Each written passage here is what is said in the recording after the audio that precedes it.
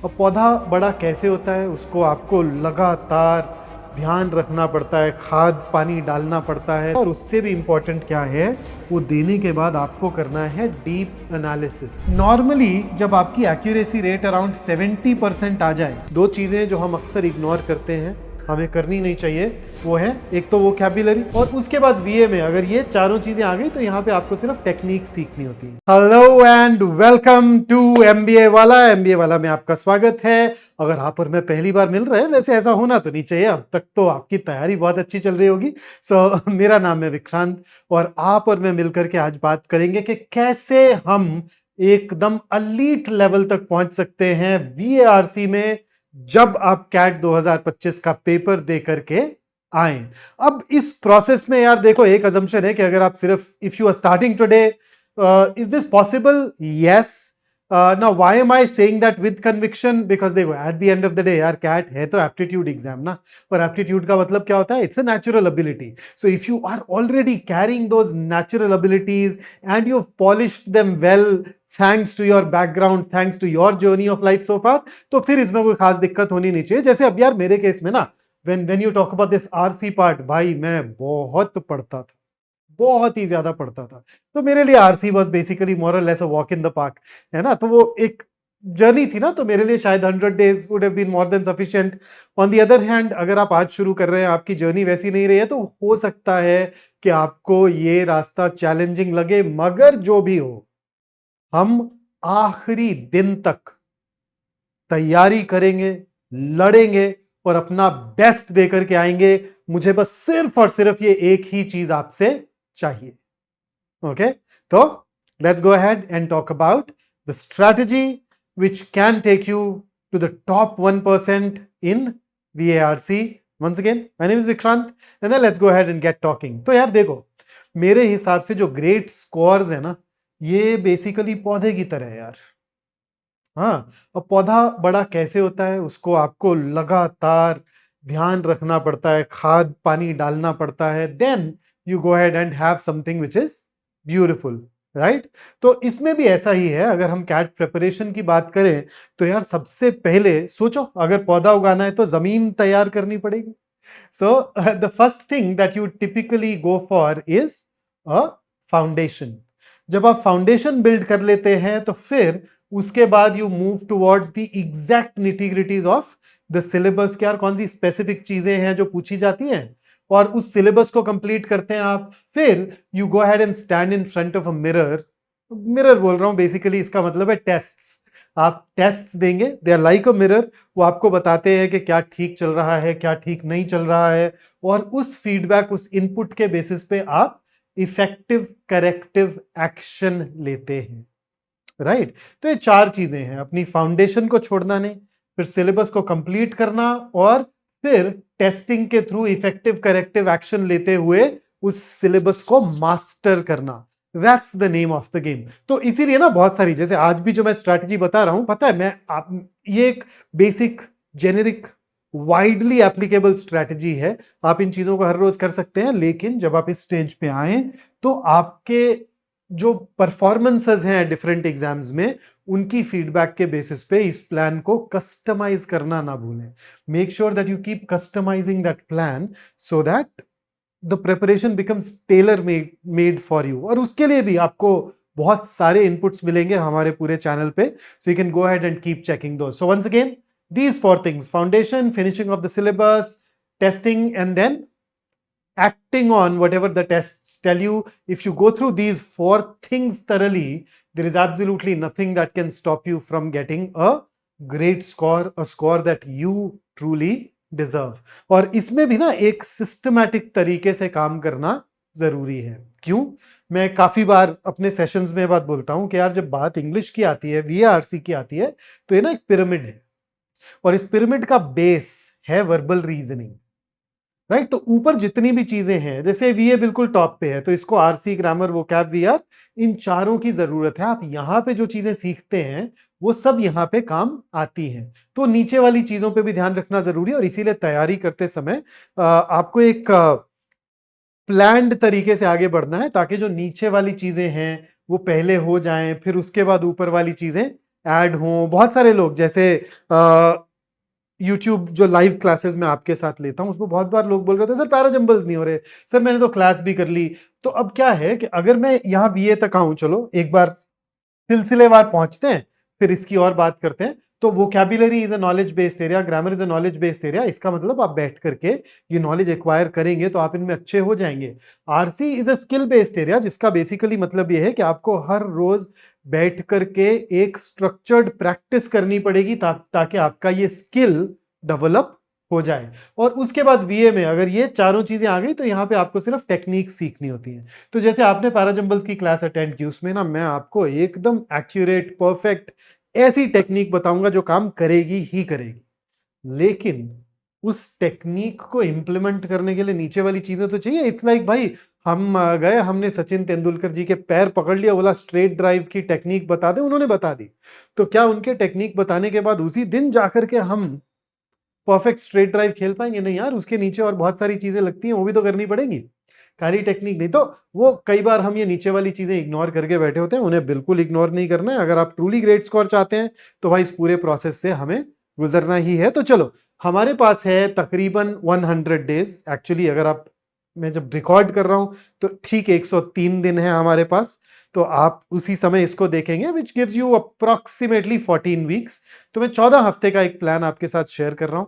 और इस प्लान में मैं ये मान के चल रहा हूं कि आपने तैयारी शुरू की है, मगर कुछ खास तैयारी नहीं हुई, उस हिसाब से मैंने ब्रेक डाउन किया है। अगर आप ऑलरेडी काफी टाइम से प्रिपेयर कर रहे हैं तो आप आगे वाले स्टेजेस, आगे वाले वीक्स के प्लान फॉलो कीजिएगा। और उसको और स्पेसिफिक बनवाने के लिए stay in touch, keep reaching out to us and we would love to help you about that as well. तो पहले 2 हफ्ते में हमें क्या करना है? तो देखो, सबसे पहली चीज reading for at least 25 minutes a day. मैं बहुत सारे लोगों को ये बेसिक फंडामेंटल कार्डिनल मिस्टेक करते देखता हूं कि वो पढ़ नहीं रहे होते। हाँ, पढ़ने का मतलब ऐसे स्टडीज नहीं, they are not reading texts. तो हमारे पेपर में यार, मतलब सोच के देखो, almost 1/4 of your exam is reading comprehension. 16 सवाल तो सीधे सीधे आरसी के हैं। हाँ, और पिछले स्लाइड में हमने बात की कि यार आरसी फंडामेंटली स्किल है। हाँ, उसके ऊपर और चीजें भी जाननी है, मगर फंडामेंटली ये स्किल है। और स्किल में जब तक आप प्रैक्टिस नहीं कर रहे तब तक आप बेहतर नहीं होंगे। तो इसलिए वो प्रैक्टिस करना आपके लिए, मेरे लिए एब्सोल्युटली क्रिटिकल हो जाता है। So please make sure that you continue to read every day. अब रीडिंग में आपको ध्यान क्या देना है?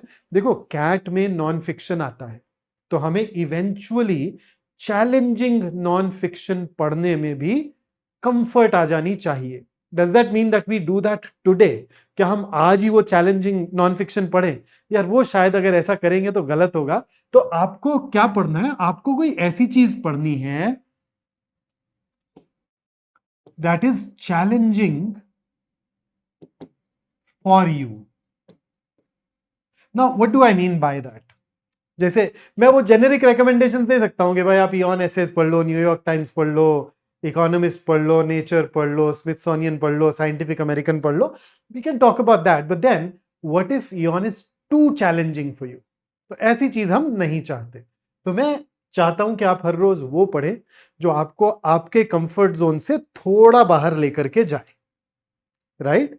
अगर मैं बेंच प्रेस 60 किलो की कर सकता हूं तो 65 किलो की बेंच प्रेस करूं, 100 की ना करूं। वो हमारे लेवल से बहुत बाहर हो जाएगी ना। तो मोरलेस वही चीज यहां पे यार, ऐसी चीजें पढ़ें जो आपको 70-80% समझ में आती हैं, बाकी समझ में नहीं आती हैं। तो that's an adequate level of challenge for you.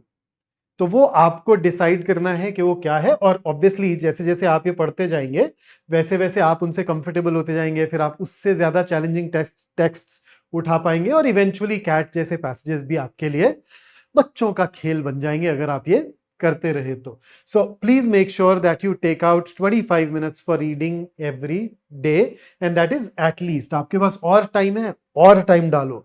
Skill पे जितना ज्यादा टाइम डालोगे उतना ज्यादा वो निखर करके आएगा। अगर किसी ने कैट के एग्जाम तक 1000 पेज की रीडिंग की और कोई दूसरा बंदा 3000 पेज की रीडिंग करके गया उसी इंटेंसिटी के साथ, तो वो दिखता है फिर, है ना डिफरेंस। तो उसका थोड़ा ध्यान रखें। दूसरी चीज, eight the end of the day paper में खाली रीडिंग तो नहीं करवा रहे, वो तो क्वेश्चंस भी दे रहे हैं। सो हर हफ्ते आपको करने हैं सॉल्व 10 RC पैसेजेस, और ये मैं बिगिनर्स के लिए बता रहा हूं क्योंकि आपके पास वो DILR QA में भी 100 चीजें चल रही होंगी। अगर आप ऑलरेडी काफी हद तक अपना सिलेबस पूरा कर चुके हैं, you'd of course I have a separate plan for you, I have talked about it in one of my previous videos, go ahead and check that out. अब इसमें भी 10 RC पैसेज आप कैसे करेंगे? हर रोज एक RC पैसेज, पर हर रोज एक करेंगे तो ये तो सिर्फ 7 ही होंगे। तो भाई हफ्ते में 6 दिन आप एक पैसेज करेंगे, 7वें दिन आप 4 पैसेजेस करेंगे इन अ सिंगल सीटिंग। ये नहीं कि सुबह 2 कर लिए, शाम को 2 कर लिए, ना ना ना ना, एक ही साथ बैठ के चारों करने। ठीक है, तो चौथे दिन वो, और अगर आपके पास ज्यादा टाइम है तो 4 वाला तो एज इट इज रखें, बाकी किसी किसी दिन हो सके तो एक पैसेज और ऐड कर सकते हैं, अगर अभी इस जंक्चर पे आपसे ये हो पाए तो। फिर उसके बाद वर्बल एबिलिटी में मैं चाहूंगा कि आप best summary of the paragraph question लें और यहां से शुरुआत करें। Most of my batches that I teach, I typically start them with this topic when it comes to verbal ability, और वो आपको, वो ऑलमोस्ट इनवेरिएबली वो डेमो क्लास भी होती है हमारे बैचेस की, तो आप चाहें तो वो डेमो क्लास अटेंड करेंगे तो आपको पूरा डिटेल यहाँ पे मिल जाएगा। You can go ahead and then start working on that. फिर इसके साथ साथ मैं चाहूंगा वीक 1 और 2 में आप वर्बल रीजनिंग पे काम करें। So best summary of the paragraph, I am typically assigning what around 5 days for this. I don't know, हो सकता है आपसे 5 दिन में हो जाए, हो सकता है ना हो तो एक्सटेंड कीजिएगा, नहीं तो ये इंडिकेटिव टाइमलाइंस हैं, पर जब 100 दिन ही बचते हैं तो फिर यार we need to put our heart and soul into it if we are a beginner, okay? नहीं तो ठीक है। और फिर उसके बाद में वर्बल रीजनिंग में भी आपको basically identify the assumption, strengthening the argument, weakening the argument, इन 3 चीजों के कॉन्सेप्ट्स और इनकी प्रैक्टिस कर लेनी है। और नॉर्मली जब आपकी एक्यूरेसी रेट अराउंड 70% आ जाए तो you good to go. Once you reach that 70%, आप अगले एरिया पे, अगले क्वेश्चन टाइप पे, अगले चैप्टर पे शिफ्ट कर जाएं, स्विच कर जाएं। और इसके साथ साथ 2 चीजें जो हम अक्सर इग्नोर करते हैं, हमें करनी नहीं चाहिए, वो है एक तो वोकैब्युलरी। हाँ, खास तौर पे आपके लिए अगर कॉम्प्रिहेंशन थोड़ा चैलेंजिंग है, right, you are somebody who would struggle to understand things, हाँ, कॉम्प्रिहेंशन में प्रॉब्लम है, तो काफी बार वो प्रॉब्लम एक्चुअली वोकैब्युलरी की प्रॉब्लम होती है। आप इसे देखें, आपको इसका भी, अगर आप सर्च करेंगे हमारे चैनल में तो आपको एक वोकैब्युलरी स्ट्रेटजी सेशन मिल जाएगा जिसमें बहुत डिटेल में आपको बताया क्या करना है, कैसे करना है, क्या क्या टूल्स हैं, किस तरह से अप्रोच कर सकते हैं, कौन कौन से रिसोर्सेज यूज कर सकते हैं, all of that is there, so you can check that out. और अगर आप ओमैट्स की भी तैयारी साथ साथ कर रहे हैं तो आईड रेकमेंड कि आप तकरीबन 15 पेज किसी एक ग्रामर की किताब के भी अपने शेड्यूल, अपने कैलेंडर में ऐड कर लीजिए। ठीक, सो यह हो गया आपका वीक 1 एंड वीक 2।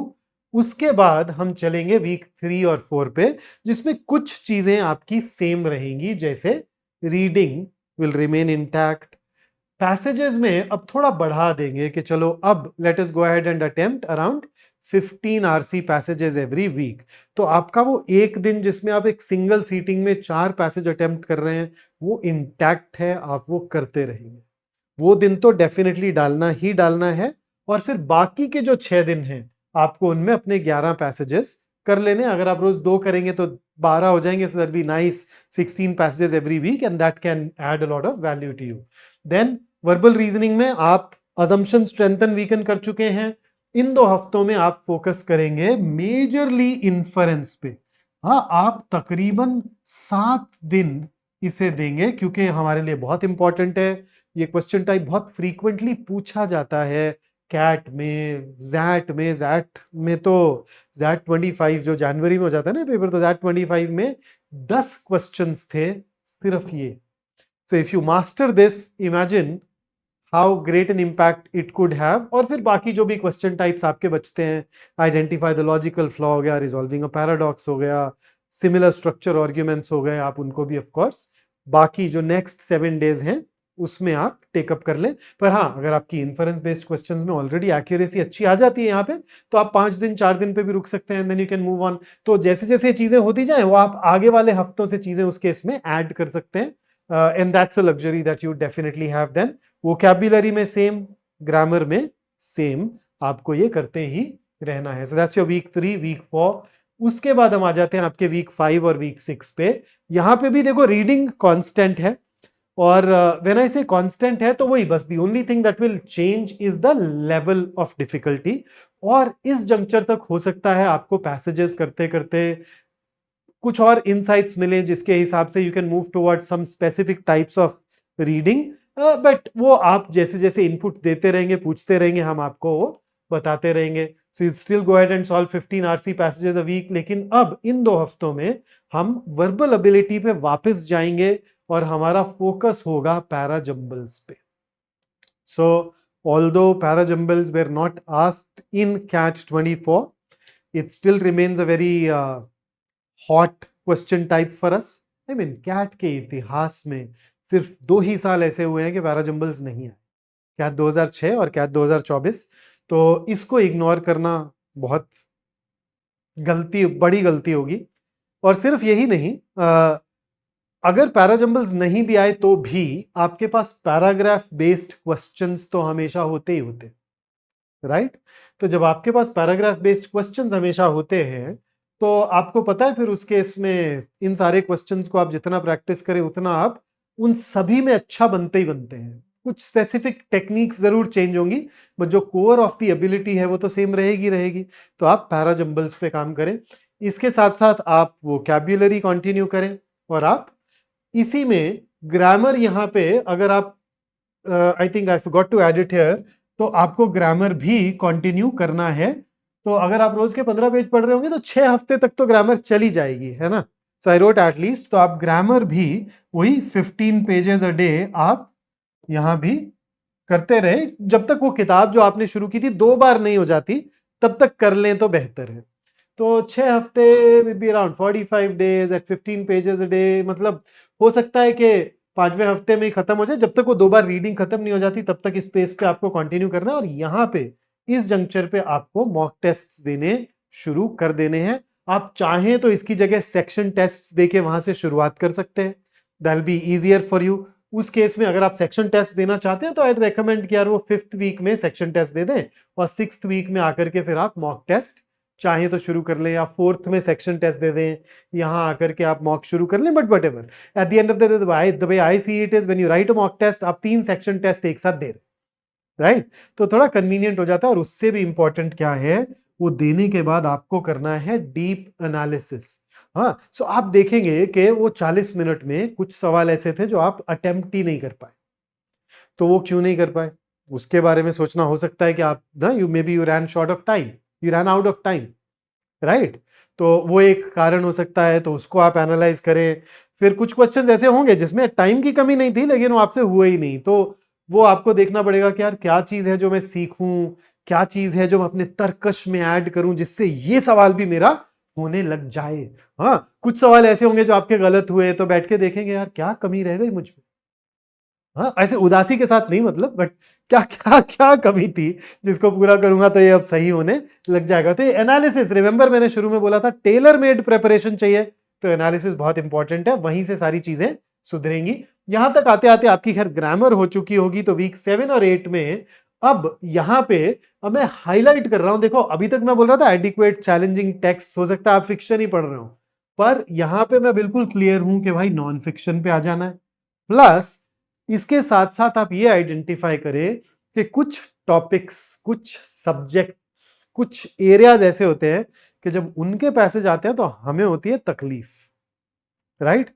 और अगर वो एरिया ऐसा है कि वो कैट में थोड़ा ज्यादा आ रहा है इन दिनों, हाँ, जैसे अगर मैं पिछले 6-7 साल की बात करूं तो यार साइंस एंड टेक के काफी पैसेजेस आए, बायोलॉजी स्पेशली जूलॉजी के काफी पैसेजेस आए, सोशियोलॉजी आया, एंथ्रोपोलॉजी आया, इकोलॉजी आया, है ना? तो अगर इनमें से किसी एरिया में आपको चल रही है परेशानी तो यार फिर it makes sense that you go ahead and read those areas as well. तो आप उन पे भी साथ साथ काम कीजिए. फिर 15 आरसी पैसेज आपके चलते रहेंगे हर हफ्ते. वीए में अब आप स्विच कर जाएंगे पैराग्राफ ऑड वन आउट और पैरा कंप्लीशन पे, दोनों को आप एक एक हफ्ता दीजिए, एडजस्ट करते रहिएगा. वो 70% एक्यूरेसी रेट ध्यान रखिएगा. और वोकैब्युलरी पे आप एज इट इज अपना 15 से 30 मिनट काम करेंगे. और अभी भी I would want you to keep that frequency of 1 mock test going every week. तो ये आप चलाते रहें साथ साथ लगातार. फिर हम पहुंच जाएंगे वीक 9 और 10 में, जिसमें अभी भी वही नॉन फिक्शन चलता रहेगा, राइट? उसके बाद 15 आरसी पैसेजेस चलते रहेंगे. पर यहां पे आकर के अब आपने सारे कॉन्सेप्ट्स एक बार कर लिए वर्बल एबिलिटी के, राइट? तो यहां पे आकर के अब आपको क्या शुरू करना है? आपको शुरू करना है रिविजन। हाँ, वो सारे के सारे वर्बल रीजनिंग के जो 7 क्वेश्चन टाइप आपने किए थे उनको रिवाइज कीजिए। उनके आइसोलेशन में कुछ टॉपिक टेस्ट्स करके देखिए, मिक्स्ड बैग, ताकि आपको पता चले कि कहाँ क्या कितना कैसा चल रहा है। कहीं कुछ कमी होगी तो वो फिर से दिख जाएगी, आयरन आउट हो जाएगी। और यही सेम चीज ना आप एक्चुअली रीडिंग कॉम्प्रिहेंशन के साथ भी कर सकते हैं, क्योंकि आरसी में भी आप देखेंगे कि there are a handful of question types that get asked. जैसे आपसे मेन आइडिया क्वेश्चन पूछा जाता है कि नहीं पूछा जाता है ना?